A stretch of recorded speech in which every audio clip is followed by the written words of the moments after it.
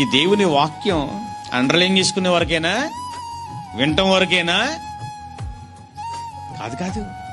ఆ దేవుని వాక్యం మనకు అర్థమవ్వాలి. ఆ వాక్యానుసారంగా మన జీవితాలు ఏమవ్వాలంట చెప్పండి? మార్చుకోవాలి. నా ఇష్టము నెరవేర్చుకున్నటకు నేను రాలేదు. ఇలా చెప్పనా?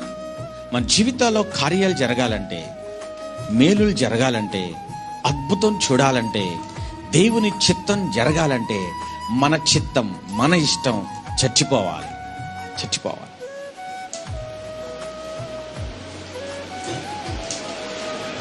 మన స్వచిత్తం ఏమైపోవాలంట? చచ్చిపోవాలి.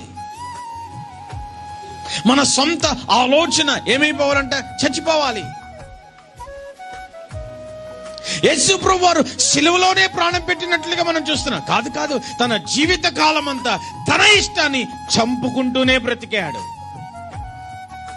ఎక్కడ తన ఇష్టాన్ని ఆయన చెప్పండి నెరవేర్చుకోవాలి.